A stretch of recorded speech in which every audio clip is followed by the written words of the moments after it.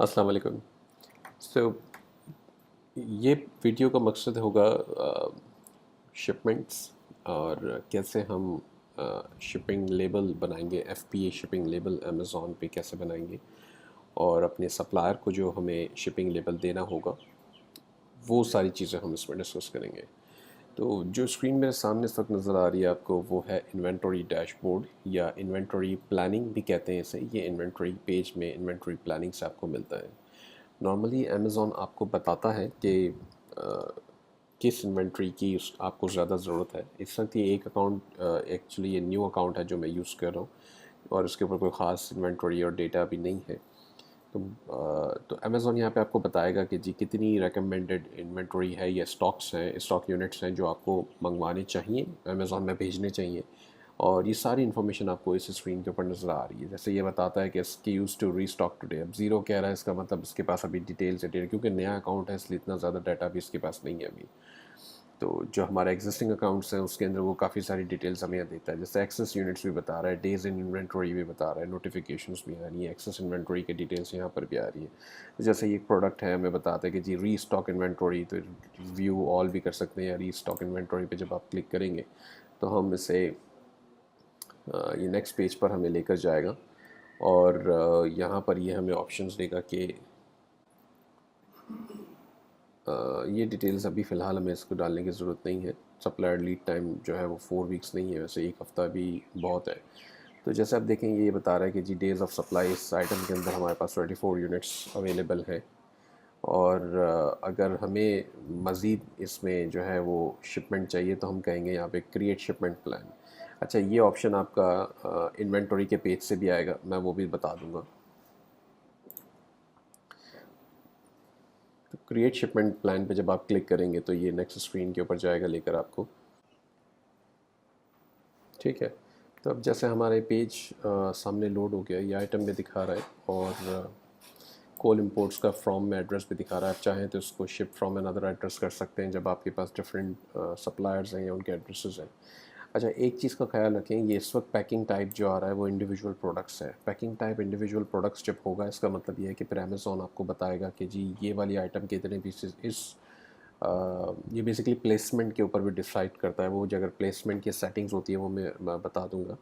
Placement की settings अगर आपकी डिसेबल्ड हैं या इनेबल्ड हैं, बेस्ड ऑन दैट और फिर इंडिविजुअल प्रोडक्ट्स की सेटिंग्स के बिहाफ पे अमेज़ॉन आपका जो जो इन्वेंटरी है वो डिस्ट्रीब्यूट कर देता है डिफरेंट फुलफिलमेंट सेंटर्स पे।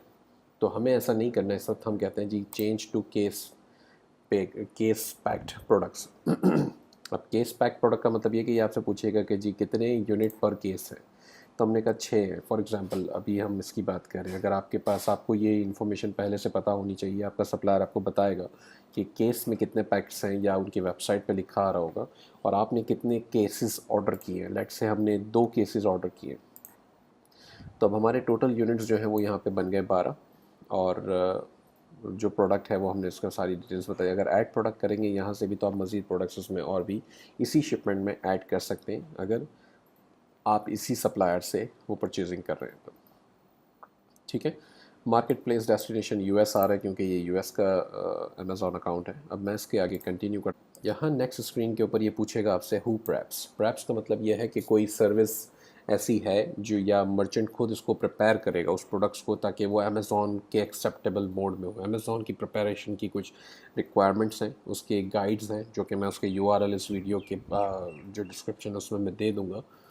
तो वो गाइड्स के मुताबिक प्रेप सर्विस उसकी होनी चाहिए। जैसे अमेज़ॉन जो है वो आपसे बैटरीज के बारे में पूछता है, हेज़मत के बारे में पूछता है बाज़ औक़ात, और कोई ऐसी स्पेसिफिक आइटम है जो कि जिसकी पैकेजिंग है, या आइटम जैसे नाइफ्स हैं तो वो अगर कोई ऐसी आइटम्स हैं, ब्लेड्स हैं या ऐसी कोई चीज़ें हैं जो कि ख़तरनाक साबित हो सकती हैं अगर उसकी पैकेजिंग प्रॉपर ना हो, तो उनकी पैकेजिंग के प्रॉपर गाइड्स अमेज़ॉन ने आपको दी हुई हैं। ठीक है, तो इस चीज़ का आपने ख़्याल रखना है कि आपकी जो प्रोडक्ट है वो अमेज़ॉन की जो एक्सेप्टेबल गाइडलाइंस हैं उसके मुताबिक हो। अब यहाँ पर हमने चूँकि सेलेक्ट कर लिया है कि जी मर्चेंट करेगा। क्यों? क्योंकि मैं कोल इंपोर्ट से परचेज़ कर रहा हूँ और कोल इंपोर्ट जो है वो प्रोडक्ट्स नॉर्मली ऐसी पैकेजिंग में होता है कि अमेज़ॉन उसे एक्सेप्ट कर लेता है, इतना मुझे पता है। अब आप किसी और सप्लायर के साथ काम कर रहे हैं तो ये चीज़ आपको मेक श्योर करनी पड़ेगी। अमेज़ॉन भी जो है वो प्रेप सर्विसेज से ऑफ़र करता है, उसका वो चार्ज करता है सेपरेटली, लेकिन फ़िलहाल हमने इसको मर्चेंट सेलेक्ट कर लिया। कंटिन्यू करेंगे आप, नेक्स्ट स्क्रीन आ गई आपके सामने। अब कहता है हु लेबल्स। अच्छा, यहाँ पर बात हो रही है FNSKU लेबल्स की।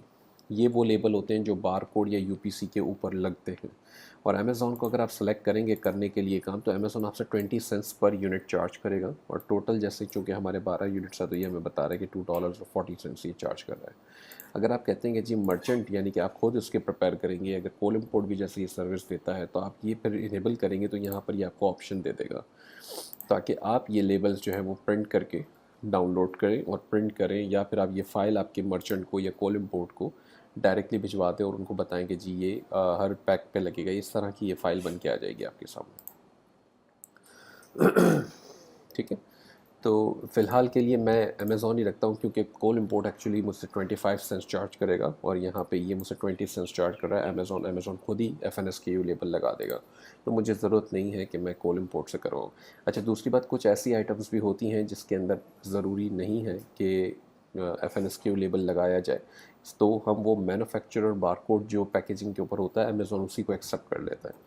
लेकिन ये डिपेंड करता है कि कौन से प्रोडक्ट ऐसे एक्सेप्टेबल है या नहीं है, वो अमेज़ॉन डिसाइड करता है।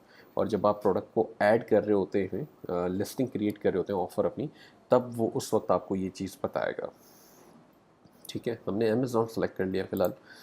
अच्छा, जैसा मैंने बताया था कि प्लेसमेंट जो है वो इस वक्त डिसेबल्ड हुई हुई है इसमें।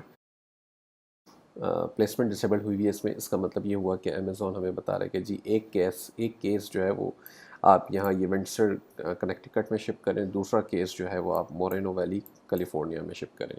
तो ये दोनों केसेस जो हैं आपकी डिफरेंट जगहों पे जाएंगे। अगर ये प्लेसमेंट की सेटिंग्स जो हैं वो आपकी इनेबल्ड होती, तो फिर अमेज़ॉन खुद प्लेसमेंट करता और आपसे कोई फ़ीस चार्ज करता। अभी इस वक्त कोई फ़ीस चार्ज नहीं कर रहा। क्यों? क्योंकि अमेज़ॉन आपसे कहता है कि जी आप खुद इसको अलग अलग डिफरेंट लोकेशंस पे, FC की लोकेशंस पे भिजवा दें। ठीक है, तो आप यहाँ पे इसको कुछ चेंज नहीं कर सकते। ये मतलब जो अमेज़ॉन ने डिसाइड किया है, हमें इसको फॉलो करना पड़ता है। इसके शिपमेंट के नाम चाहें तो आप चेंज कर दें, ये आपकी अपनी इंफॉर्मेशन के लिए है। जब आप इसे अप्रूव करेंगे तो इसका मतलब ये आपका शिपिंग प्लान जो है वो अप्रूव हो गया आपकी तरफ से और ये बन चुका। अब इसके ऊपर नेक्स्ट ऑप्शन आएगा लेबल जनरेट करने का। ठीक है, अब दोनों के लेबल्स, क्योंकि 2 प्लान बन गए इसके अंदर, तो इसलिए दोनों के लेबल्स अलग अलग जनरेट होंगे। तो यहाँ पे वर्क ऑन शिपमेंट का बटन आएगा। तो अब इसमें आपके पास जो है वो ऑप्शन है कि आपने यहाँ पे कैरियर सेलेक्ट करना है। शिपिंग कैरियर UPS है, FedEx है या कोई और है। तो ये यहाँ से अगर अदर में आ रहा है तो अलग बात है। ये ज़्यादातर जैसे अगर प्राइवेट लेबल है और चाइना से आप सप्लाई करवा रहे हैं, तो फिर आप अदर भी सिलेक्ट करते हैं। US DHL भी करवा लेते हैं, क्योंकि अगर बाय एयर आ रहा है कुछ तो। ठीक है, बाकी तमाम इन्फॉर्मेशन यहाँ पे वेरीफाई आप कर सकते हैं। सारी डिटेल्स यहाँ टॉप पे आपके सामने नज़र आ रही हैं, और आपने UPS सेलेक्ट कर रखा है। मैं इस वक्त इंफॉर्मेशन जो है वो कहता हूँ जी एवरीथिंग इन वन बॉक्स, क्योंकि एक केस एक बॉक्स में जा रहा है ना, तो अभी हमने वन यहाँ पे वन रखा है। अब ये कहता है जी क्वांटिटी 6 है, बॉक्स का वेट क्या होगा? ये वेट आपको आपका सप्लायर देगा। अभी मैं टेम्प्रेरी एग्जांपल के तौर पे 3 पाउंड्स डाल देता हूँ। 6 पीसेस हैं तो मैं एज्यूम करता हूँ कि 500 हाफ पाउंड का जो है वो एक पीस होगा। ठीक है, अच्छा पैकेजिंग, ये डिमेंशंस ये भी आपको आपका सप्लायर देगा। नॉर्मली कोल इम्पोर्ट की वेबसाइट पे प्रोडक्ट के डिटेल पेज पे ये तमाम चीज़ें वैसे ही लिखी हुई आ रही होती हैं पहले से, तो आपने डायरेक्टली वहाँ से देखनी है और यहाँ पे इनपुट कर देंगी। तो मैं अभी फ़िलहाल ये भी जो है वो एग्जांपल के तौर पर डाल रहा हूँ। ये कोई फ़िक्स वो चीज़ें नहीं है, जो आपका सप्लायर बताएगा ये तो वही होगा। तो हम इसे कंफर्म करते हैं। जब आप इसे कंफर्म करते हैं तो ये इसने यहाँ पे शिपिंग चार्जेस अब आपने को बता दें, तो आप यहाँ पे क्लिक करेंगे कैलकुलेट पे। ठीक है, तो जब आप कैलकुलेट पे क्लिक करेंगे तो ये आपको बताएगा जी $5.95 जो है ये चार्ज करेगा बाय UPS। अच्छा, एक और चीज़ भी आप इसमें कर सकते हैं कि आपने ये तो देख लिया, अब आप इसको अभी फ़िलहाल एक्सेप्ट ना करें, आप FedEx पे क्लिक करें दोबारा ऊपर, और फिर यहाँ पे आके एवरीथिंग इन वन बॉक्स करें, तो आपकी वो जो डिटेल्स हैं वो आ रही होंगी पहले से।